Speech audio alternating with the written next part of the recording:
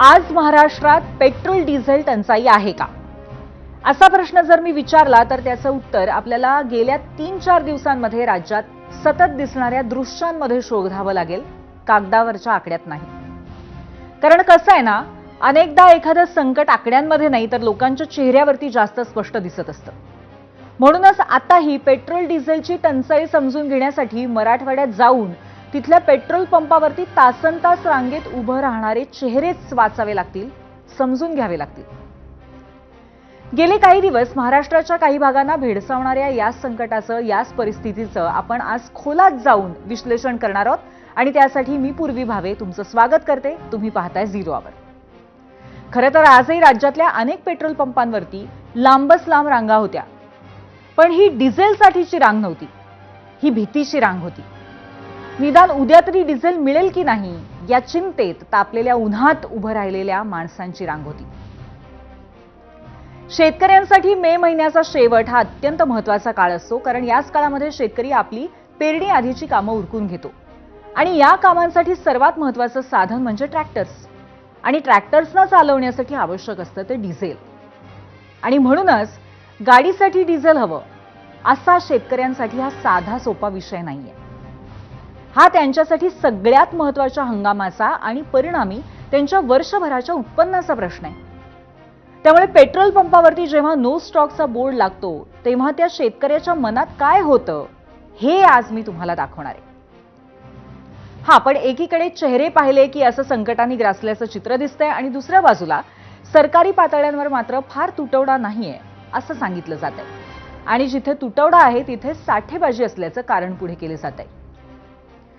आता कसं आहे, मुळात दरवर्षी मे महिन्यामध्ये शेतीच्या कामांसाठी इंधनाची मागणी वाढते हे सरकारनंही मान्य केलंय, कारण ही आकडेवारी सरकारला नक्कीच माहिती असणार आहे. पण यावेळी मात्र सगळीच परिस्थिती वेगळी आहे. आधीच आखाती युद्धामुळे अस्थिरता होती, जीवनावश्यक वस्तूंच्या किमती वाढत होत्या, लोक अस्वस्थ होतेच आणि त्यातच पंतप्रधानांनी इंधन बचतीचं आवाहन केलं.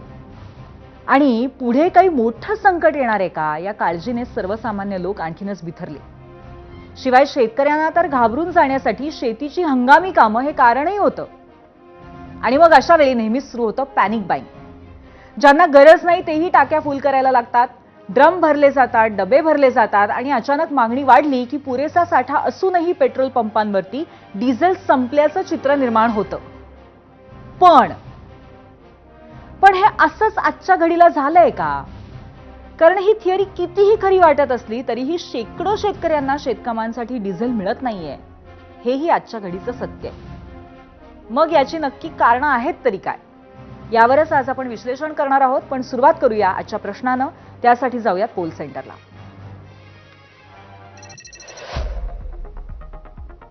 आजचा आमचा प्रश्न आहे, राज्यातल्या डिझेल टंचाईला कोण जबाबदार आहे असं आपल्याला वाटतं? साठेबाजी कारणीभूत आहे, नियोजनाचा अभाव जाणवतोय, पुरवठाच कमी आहे का वरील तिन्ही कारणं आहेत? जास्तीत जास्त लोकांनी तुमचं मत आम्हाला कळवा, जेणेकरून महाराष्ट्रातली परिस्थिती काय आहे याचा एक आरसा या प्रश्नाच्या माध्यमातून दिसेल. आज या प्रश्नासाठी 3 पर्याय देण्यामागे सुद्धा 2 कारणं आहेत. एक म्हणजे सरकारची आकडेवारी आणि आश्वासनं, आणि दुसरं म्हणजे ग्राउंड रियालिटी. संपूर्ण राज्यामध्ये इंधन तुटवडा आहे असं मी मुळीच म्हणत नाही आहोत, किंवा राज्यभर सगळीकडेच डिझेल टंचाई आहे असंही नाहीये.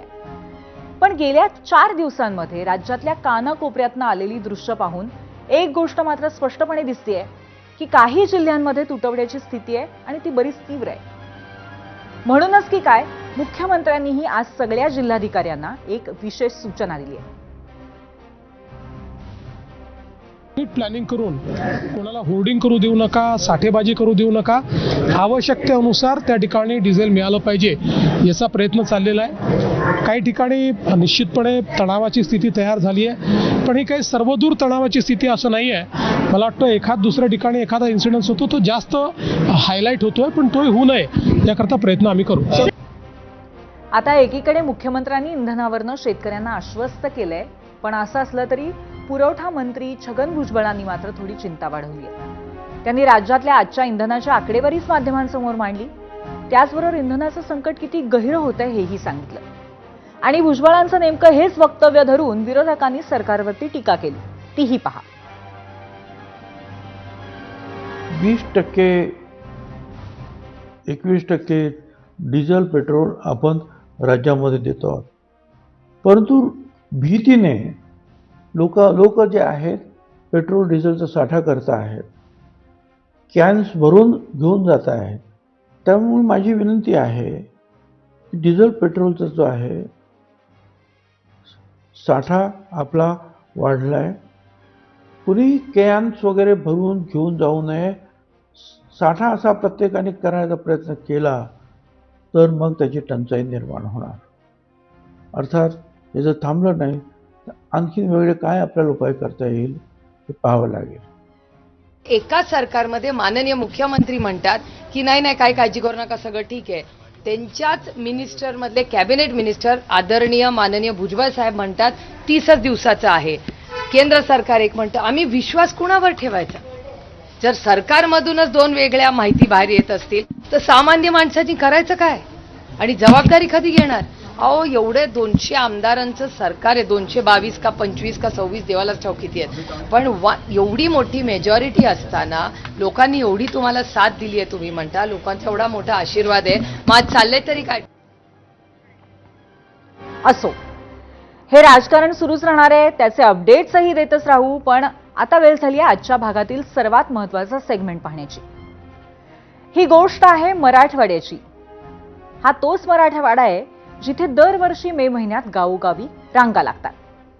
कधी एकदाचा टँकर येतो आणि कधी एकदाचा आपला ड्रम म्हणा, कॅन म्हणा की डब्बा म्हणा तो भरतो. याचाच घोर प्रत्येकाला लागतो. आजही अशाच रांगा आहेत. आजही अनेकांच्या जीवाला तोच घोर आहे. बस कारण तेवढं बदललंय. आधी कारण पाणी असायचं आणि आज आहे डिझेल. पाहूया आमचे प्रतिनिधी कृष्णा केंडे यांचा संपूर्ण महाराष्ट्राची झोप उडवणारा, शेतकऱ्यांच्या व्यथा महाराष्ट्रासमोर मांडणारा एक्सक्लुझिव्ह रिपोर्ट.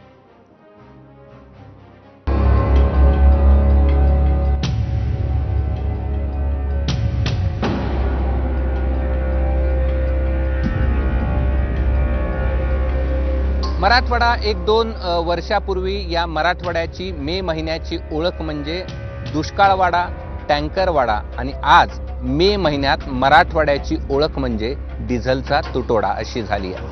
खरं तर मे महिन्यात मराठवाड्यातल्या गावागावात अशा कॅनच्या रांगा पाहायला मिळायच्या आणि त्याचं कारण असं होतं की रात्री अपरात्री कधीही पाण्याचं टँकर यायचं आणि लोक ओरडायचे, आलं पाण्याचं टँकर आलं. आज लोक ओरडतायत, चला उठा, डिझेलचं टँकर आलंय. आणि त्यामुळे रात्री अपरात्री लोक डिझेलसाठी जागे आहेत आणि तरी देखील त्यांना डिझेल मिळत नाही.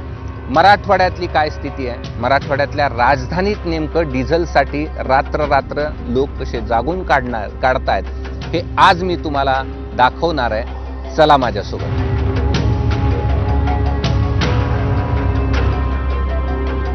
आत्ता रात्रीचे 11:30-12 वाजलेले आहेत. ठिकाण आहे धुळे सोलापूर हायवे आणि हा हायवे असल्यामुळे इथे ही ट्रकची भली मोठी रांग लागलेली आहे आणि ह्या ट्रक्स उभा आहेत डिझेलसाठी. आता ह्या ट्रक जर तुम्हाला किती दूरपर्यंत उभा आहेत हे जर मला दाखवायचं असेल तर मला गाडीत बसावं लागेल आणि गाडीमधून तुम्हाला दाखवावं लागेल की ही रांग किती आहे आणि पेट्रोल पंपावर गर्दी किती आहे. चला माझ्यासोबत.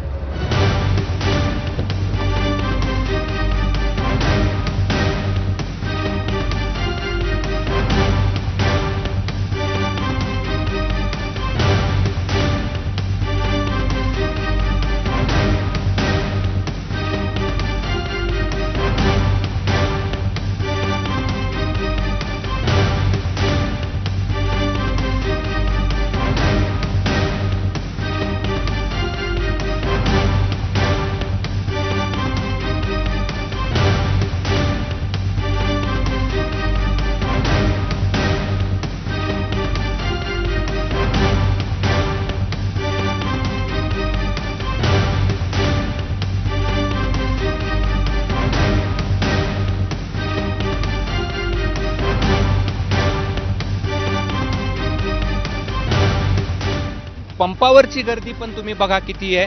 म्हणजे जिकडे तिकडे नुसती गर्दी तुम्हाला पाहायला मिळेल. आणि हे जे दृश्य आहे हे दृश्य रात्रीचं आहे, साधारणपणे 11:30-12 वाजताचं हायवेवरचं. आणि कशा पद्धतीनं इथं गर्दी तुम्हाला पाहायला मिळते आहे की आपण या ठिकाणी पाहतो आहोत. डिझेल मिळणं मुश्किल झालं आहे आणि त्यामुळे रात्र लोकांना जागून काढावी लागते आहे. आम्हाला या पंपावर प्रोडक्शन द्यावे, आम्हाला सरकारची मान्यता आहे. मागणी आमची पंपवाल्यांची. मी सध्या जिथं थांबलोय तो एक पेट्रोल पंप HP चा आणि आता रात्रीचे किती वाजलेत हे मी तुम्हाला दाखवतो. त्यासाठी यांची घड्याळ आपण पाहूया आणि ही घड्याळ आपण पाहिल्यानंतर आपल्या लक्षात येईल की 11:11 झाली आहेत आणि 11:11 ही अशी भली मोठी लाईन कॅनची लागलेली आपल्याला पाहायला मिळते. कुठला रोड आहे दादा? सावखेड श्रामपूर वैजापूर. हो हो हो. श्रीरामपूर वैजापूर रोडवरील हे एक पेट्रोल पंप आहे आणि या पेट्रोल पंपावरती ही अशी लांब लचक कॅनची रांग या ठिकाणी लागली आहे. हे किती लिटरचं आहे? 200 लिटर. आता एवढं मिळणार आहे का? नाही भेटणार, 2000चं फक्त. 2000 रुपयाचं. फक्त 2000. 2000. किती वाजल्यापासून लाईन लावू बाय? 3 तास झाले. 3 तास झाले. 3 वाजे. हा? 7 वाजेपासून आणि कशाला पाहिजे डिझेल मग? ट्रॅक्टरला शेती कामाला. काय अडलंय काय तुमचं? शेती काम नांगरणी नांगरणी होत नाही? नाही. बरं. आणि किती दिवसापासून येतात? दररोज येतो पण आजच भेटलं तेल. नसेल तर मागा जातो उचलली कॅन घरी. घरी. आता हे कॅन कुठले आहेत मग? पाण्याचे कॅन वापरायला सुरुवात केली?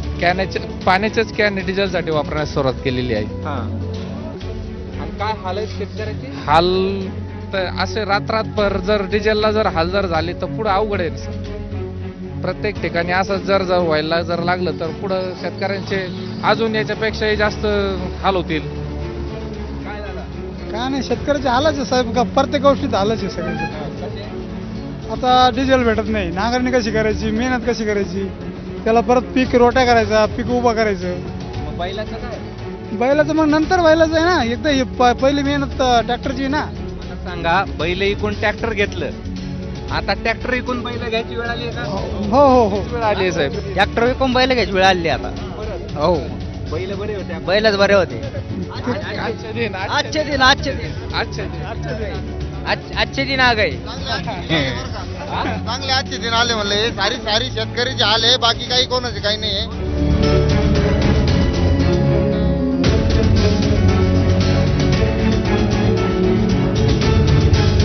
वाढवायचे तर आणखीन 10 वाढून घ्या, पण शेतकऱ्याला पाऊस पडल्यानंतर डिझेलचा काहीच उपयोग नाहीये.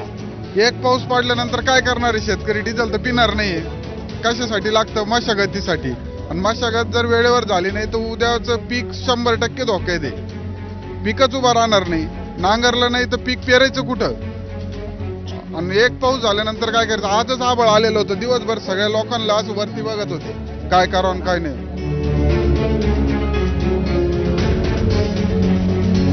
सकाळपासून मी अक्षरशः वैजापूर सकाळपासून गेलो, मला डिझेल भेटलं नाही. मी 4 पंप फिरलो तरी डिझेल भेटलं नाही. मायापर्यंत आलं, डिझेल संपून गेलं. अक्षरशः जेवण नव्हतं. आता परत इथं नांबराला आलो, 4 वाजेपासून इथं नांबराला लागलो. आता डिझेल भेटलं. डिझेल जर नाही भेटलं तर कुठले किती भेटलं ते मी सांगा. फक्त 2000चं. 2000 डिझेल मध्ये फक्त 2 एकर नांगरट होती. 2 एकर नांगरट होती फक्त. डिझेल तर नाही भेटलं तर हे वावर तसेच राहतील. सरकार काय गाजरं खाणार का? मग काय भेटणार त्यांच्यावर? ही स्थिती होती वैजापूर तालुक्यातली एका पेट्रोल पंपावरची. अशी अनेक आपल्याला वेगवेगळे चित्र वेगवेगळ्या पंपावरती पाहायला मिळणार आहेत. चला पुढच्या पंपावर जाऊया, तिथं काय स्थिती हे देखील पाहूया.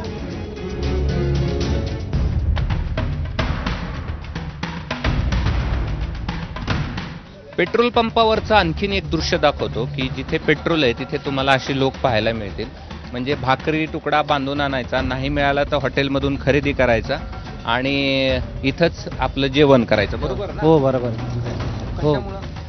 डिझेलचं शॉर्टेजमुळे इथून गेलं तर इथून गेलं तर मग पुन्हा परेशान व्हायची काय महिना अजून. नंबर असं जातो. नंबर जातो पुन्हा, मग वेट अजून वेळ लागतो असे. बरं, आता 11:30 वाजून गेलेत. मग आता 11:30. जेवायचा टाइम आता जेव्हाचा टाइम मी गेला, पण जोडीदाराने कोणते कोणी हॉटेल कोण आणलं, नियोजन केलं, मग आता जेवायला बसलेले असे. बरं, किती वाजल्यापासून पंपावर? 5:30 वाजल्यापासून. बरं, तू त्यांच्यासोबत 5:30 वाजल्यापासून. 11 वाजलेत म्हणजे 5:30 वाजल्यापासून म्हणजे 5 आणि 5 10 म्हणजे 6:30 तास. दिवसभर शेतात कामं करायचे आणि पुन्हा संध्याकाळी गाडी आली की डिझेलचं नाम वेटिंगला थांबायचं असं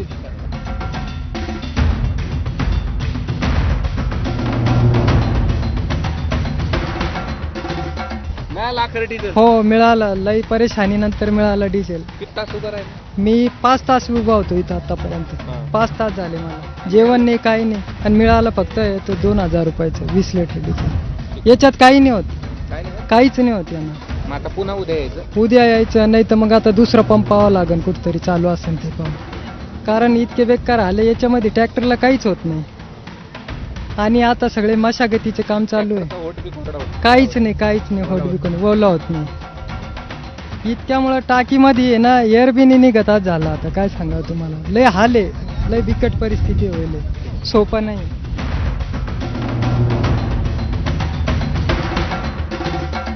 रात्रीचे 12 वाजले.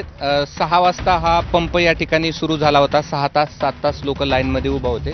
आणि तुमचा अहो आम्ही 3 वाजता डबडीने आणून ठेवली तरी आता 12 वाजले तरी डिझेल मिळाला. आता तुमचा नंबर आला. नंबर आला लगेच संपून गेलं डिझेल. आता काय करायचं आम्ही, आता तोंडात आणायला कोण नाही आता. 12 वाजले आता. 3 वाजता आलो होतो आम्ही लहान पोरग आणलं ते संघ ते बिबट्याच्या धाकानं. आता 20 किलोमीटर जायचं आम्हाला तिकडं. काय करते आता.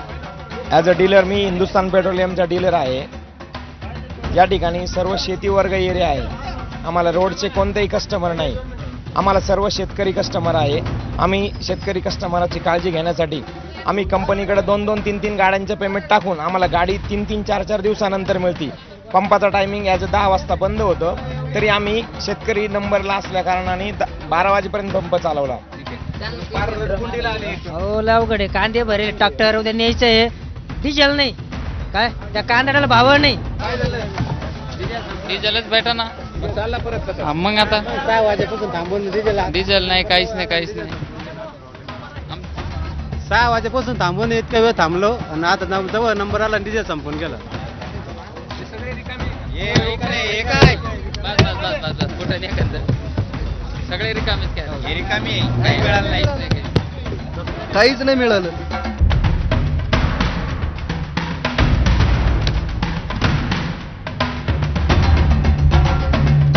रात्रीचे 1 वाजलेले आहेत. गाव आहे खंडाळा आणि खंडाळा गावातल्या या पेट्रोल पंपावरचं दृश्य मी तुम्हाला दाखवतो. इथे एकही व्यक्ती नाही. ही रांग कॅनची आहे आणि हे कॅन रांगेमध्ये नंबरसाठी लावलेले आपल्याला पाहायला मिळत आहेत. आणि कॅन ओळखायला यावी म्हणून अशा पद्धतीचे नावं देखील कॅनवरती टाकलेले आहेत. वेगवेगळ्या खुणा देखील यामध्ये केलेल्या आपल्याला पाहायला मिळत आहेत. आणि आपण पाहतोय की किती दूरपर्यंत ही सगळी रांग आहे. शेतकरी जरी नसले तरी त्याचं प्रतिनिधित्व जे हे कॅन करतायत. आणि अशा प्रकारचं मराठवाड्यातलं डिझेलसाठीचं हे आणखी भयावह चित्र आपल्याला रात्रीचे 1 वाजता पाहायला मिळतंय. कॅमेरामन धनंजय दारुंटेसह मी कृष्णा केंडे, ABP माझा, छत्रपती संभाजीनगर.